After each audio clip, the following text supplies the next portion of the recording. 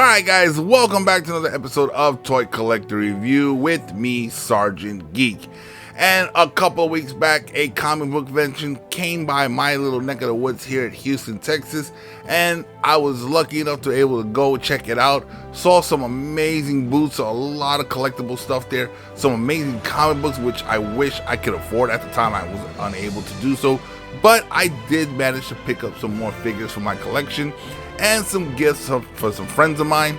And today we're actually going to take a look at two of those figures. We're going to actually look at the Ben Affleck version of Batman, and we're actually going to look at the Wonder Woman from, as you can tell by the intro, the Justice League movie. I've been building up my DC universe, and these are two figures that are going to look great in my collection. So guys, let's go ahead, let's cut the chit chat, and let's go and take a look at these figures.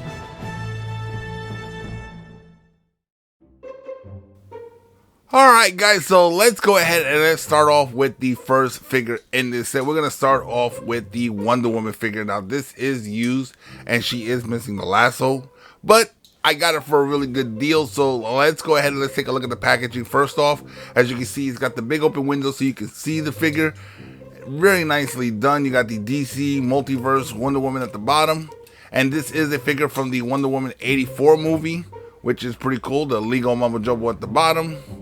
Once again, Wonder Woman there, and then you got a cool picture of her from the movie here on the back, and some more figures that are in this collection line right here. As you can see at the bottom there, you can pause the video if you want to check them out. And that's pretty much the packaging, guys. So guys, let's go ahead, let's get out the box, and let's take a look at the figure. Alright guys, so here she is out of the box. Let's go ahead and let's get a closer look at some of the details on this figure here. I do like Mcfarlane. They do make very detailed figures, but sometimes the articulation leaves much to be improved because they do damage from that point. But this figure here, the costume design and the figure itself is very nicely done. Lots of detail all the way up and down this figure here, even down to the shoes there. As you can see, all the articulation points, which we'll get to here in a minute. But this figure is done. Now, I don't know if you can tell it on the camera, but the hair's got some nice detailing to it too as well.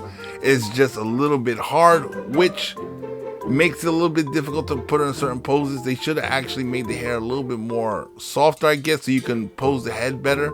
I think that would have been a much better detail, but other than that, really got nothing else negative to say about this figure here. When it comes to the detailing, looks really good. So guys, let's go ahead and let's take a look at some of the articulation. Her head is on a ball joint, but like I said, with the hair being so stiff, it is kind of hard to get her to turn her head and sit those certain poses.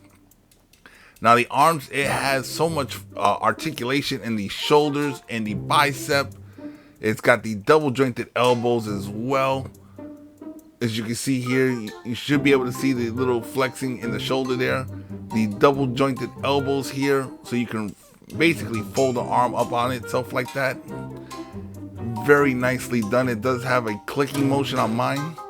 And then the wrist articulation, you can twist the wrist in, you can twist them around. Lots of articulation there as well. She has articulation midsection of her abdomen. And then with the legs, that's pretty much as far as you can put a leg out to the side. You can almost get a 90 degrees from the legs going forward.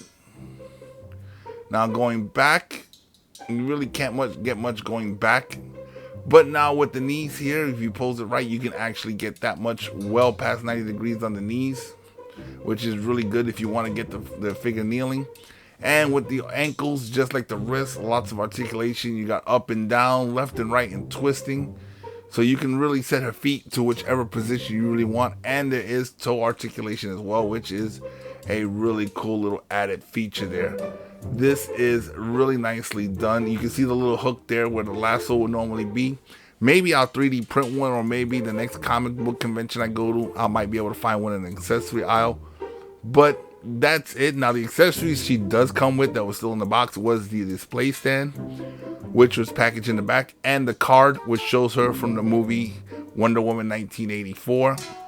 Little details are on the back. A little bit of scuffing here. I don't know if that's the print, but there it is. It's the nice looking card. it's a cart, so whatever, that's what it is. But you get the display stand for her, which is really nice. So guys, now that we looked at Wonder Woman, let's go ahead and let's take a look at the Batman figure. Alright guys, so we looked at Wonder Woman. Now let's go ahead and let's take a look at the Ben Affleck version of Batman, which at first I wasn't really keen on, but I've been warming up to him as of lately. So let's go ahead and take a look at it. But first, let's take a look at the packaging as well. So as you can see here, it's got the big open window so you can see the figure. Does look pretty cool in there. He does come with an accessory, a Batarang right there. Once again, it is a Mcfarlane Toys, and this is the 2021 Justice League Batman right here, as you can see here. Very nicely done. Basic package. Now on the back, you got a photo from him from that movie, along with, once again, a bunch of the other hit characters from this line. And as you can see, he was labeled at 40 bucks, obviously. And you got Batman written there. Some legal mumbo jumbo at the bottom. And that pretty much does it for the box. So guys, once again, let's get him out of the box and let's take a look at this figure. Alright guys, so here he is outside of the box, and he is a pretty cool figure. So guys, let's go ahead, let's take a look at some of the detail on this figure. Now as you can see, he's got a very nice head sculpt. Now this version of Batman actually has those goggles on, which is okay. I guess I'll have to find one without it, but nice detailing on the armor as well. Looks really cool. He's going to make a great addition to my Batman collection. Nice detail all the way down him. The cape is an actual good length as well, as you can see here from the side. Very nicely done. Now this is from the Justice League movie, not the Batman versus Superman movie. Now I don't know if the camera can pick it up, but there is some nice detailing on the cape as well. I don't know if you could see it, but it looks really good. The cape is done really nice. That's one of the things I like about the Mcfarlane toy line. They pay attention to detail, very nice. But the one thing I do hate is the joints. They tend to break. Now here's a look at the back of the Batman figure, which something we don't really get to see, and we're probably never going to see again. But let's take a look at it now. For articulation, he doesn't really have any up or down, but he does have left to right. Now I don't know if it's just my figure, but I don't want to take the chance of popping his head off. Now his joints are super tight.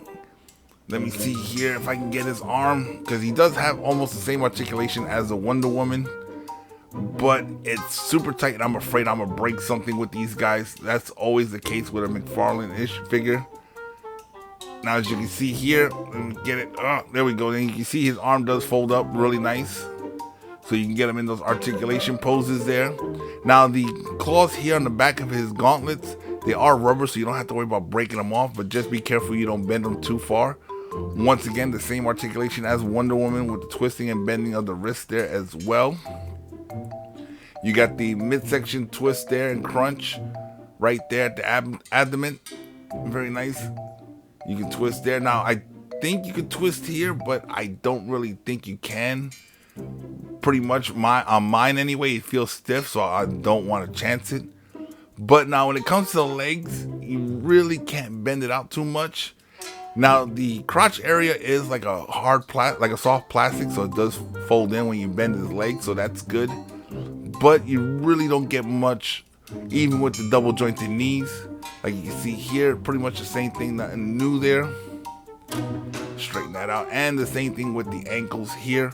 Now he doesn't really have any thigh rotation on this figure, so that's gonna make it a little bit harder to pose him up, but you can still find some great Batman poses. And once again, you got the toe articulation, which I think is a pretty cool feature to these figures here. Now let me go ahead and get him to try to stand. That's another thing. These figures are usually so weighted down that it's hard to get him to stand without the stands. Now he does come with an accessory, so let's go ahead and take a look at that right now. Let me see if I can find it. Here it is. And here is his Batarang. As you can see, this is pretty much the only accessory he gets. It's a little bit soft plastic, so you can fold it up, but it will go into his hand nice and comfortably, as you can see here. Very easily goes in the hand. Now One of the things with these Mcfarlane toy lines is the balance. But let's take a look real fast at the other accessories that come with them. As always with the DC figures, you get the stand and you get the collectible card, which I don't see much collecting in these. Brief description of Batman on the back along with the artwork from the movie there. It is what it is, but guys, these are some pretty cool figures. So let me go ahead and let's bring out the Justice League figures that I have so far. Alright guys, while I do have quite a bit of the CW version of figures, these Justice League figures here are pretty cool, and I am starting to like them a little bit more and more each time I get a new one. As you can see here, I do have the three main ones here. I still need to get Superman, Cyborg, and the movie version of Flash, which I'll be getting here soon. But right now I got these three characters, so hopefully that's a good start. And guys, this is where we're going to end the video for today. Alright guys, so that's going to wrap up another episode of Toy Collector Review. Now when it comes to these two figures right here of Wonder Woman and Batman, are they worth getting? Do I really need to justify that question with an answer? Of course they're worth getting. It's Mcfarlane. They are always great detailed figures, even if you don't really use them. They always look great on the shelf. You can get them into the pose you want, put them on the shelf, and just leave them alone, and they're awesome. These are some really great, highly detailed figures. I did manage to pick up a couple more of these figures from there. I even managed to get a Build-A-Figure that I wanted without having to buy all the other figures to it. That's one of the great things about these comic book conventions. You can get what you want without all the necessary other stuff that you don't really want in your collection, but I was able to do that, and we'll bring more of those up throughout the week, guys. But once again, we come to the point in the video where if you haven't done so already, go ahead and hit that subscribe button, become a member of this channel, hit that bell notification so you can be notified every time I put out a new video, and share these videos on all your social media platforms. And guys, if there's anything in particular you would like to see on this channel, go ahead and hit me in the comment section below, and I will do my best to get that out there for you guys. And guys, if you are fans of the ARC 100-day challenge, unfortunately I lost all the other data for the last 100 days of that challenge, but good news is I was able to take one of my old PS4s and create a ARC server. So guys, if you want to check out my server and play on it and create a character and join in, go right ahead. It's on the ARC PlayStation Network and is called Sergeant Geek. Just type in Sergeant Geek, you'll be able to find it, and go ahead. There's only one rule: if people are looking for the artifacts, leave them, let them be, let them get it. But it's a lot of fun, guys. I throw a lot of stuff, tech parts and some building supplies out to people because I don't know how to do the other mods like on some of the other servers, but I am willing to help out people as the admin of the server to get you guys going with your own bases. So guys, if you're into art, go ahead and check that out. Once again, I'm Sergeant Geek and I'm signing off.